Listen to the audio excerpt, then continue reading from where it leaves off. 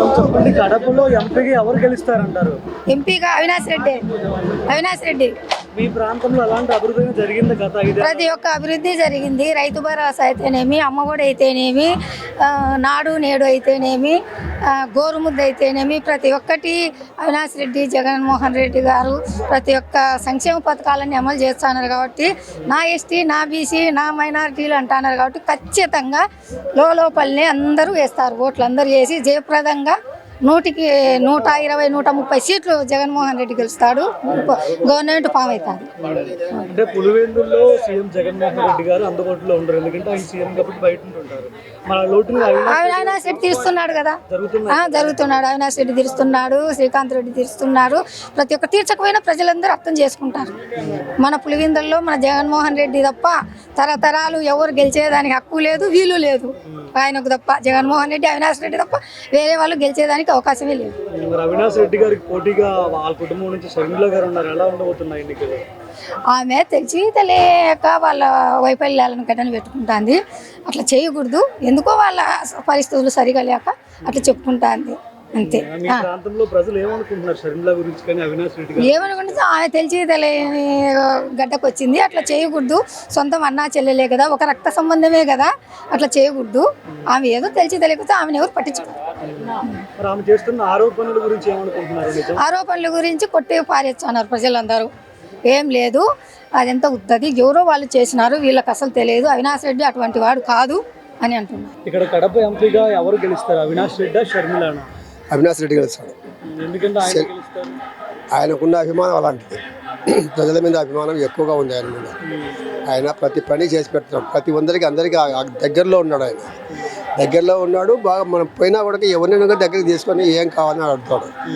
అది కావాలంటే చేసి పెడతాడు. ఇమ్మీడియట్గా చేసి పెడతాడు. వాళ్ళు వెంటనే లేట్ చేయడు. అది మామూలు. అది ఏంది, ఆమె కుటుంబ సభ్యుల గురించి ఏదో వాళ్ళ కథలు పెట్టి చేస్తున్నారు. ఆమె ఏదో సాధిస్తామని వస్తుంది కానీ ఇక్కడ ఏం గుండుతున్నాయి ఆమెకు. రాజన్న కూతురుగా చెప్పుకోవచ్చు. నేను చెప్తాను, నేను రాజన్న కొడుకు నేను చెప్తాను. చెప్పినంత మాత్రం వస్తాయండి, అంతా కాని పని. అవినాష్ రెడ్డి పైన షర్మిల, సునీత ఆరోపణలు కాబట్టి చేస్తున్నారు. వాళ్ళు ఏమడుతున్నారు తెలుసా? ప్రజలకు మేము మేలు చేస్తామని చెప్పట్లేదు వాళ్ళు. అవినాష్ రెడ్డి ఓడించాలని చెప్తున్నారు అంతవరకు. అంటే అది స్వార్థ బుద్ధి అన్నమాట. ఆయన ఎట్ట తిరిగి ఆయన దెబ్బ తీయాలనే ఉద్దేశంతో వచ్చినారు వాళ్ళు రాజ్యాన్ని పరిపాలిస్తాము, ప్రజల్ని పరిపాలిస్తామని గాతంలో వచ్చింది వాళ్ళు. ఈయన దెబ్బ తీయాలనే ఉద్దేశంతో. అది కాని పని. ఎంత మెజారిటీ వస్తుందంటారు అవినాష్ రెడ్డికి? అంటే ఆ కడప అంతా టోటల్గా మొత్తం 1,00,000 మెజారిటీ వస్తుంది. బాబాయ్ చెప్పండి, అవినాష్ రెడ్డి గారు ఇక్కడ ఎంపీగా గెలుస్తారా? గెలుస్తాడమ్మా. ఎంత మెజారిటీ వస్తుంది అంటారు? మెజారిటీ ప్రజా దర్బార్ పెట్టి ప్రతిరోజు ఆయనకు అబ్బినప్పుడల్లా ప్రజలకు బాగా చూసుకుంటున్నాడు. మళ్ళీ ఆయన ఒక లెటర్ ఇచ్చిన అనుకో, ఎవరైనా బీద సాదా, ఇంతకుముందు ఎట్లుండేదంటే బీద సాదాలు ఎవరైనా పోవాలంటే ఒక నాయకుడిని పిలుచుకొని పోవాలా. ఇప్పుడు అట్లే ఒక ప్రజా దర్బార్ పెడితే కుంటి గుడ్డి మొత్తం అందరూ పోతే వాళ్ళకి రెస్పాన్స్ మళ్ళీ పెట్టి మళ్ళీ ఫోన్లు చేసి వాళ్ళ పనులు చక్క పెట్టి అట్లా బాగా చేస్తున్నాడు. ఆయన చేస్తానంటే ఖచ్చితంగా మెజారిటీ కూడా తగ్గదు.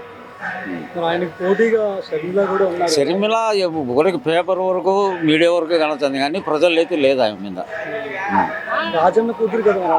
కూతురు అయినా కూడా కానీ ఈ రిజల్ట్కి ఆయన ఒకసారి ఉందా?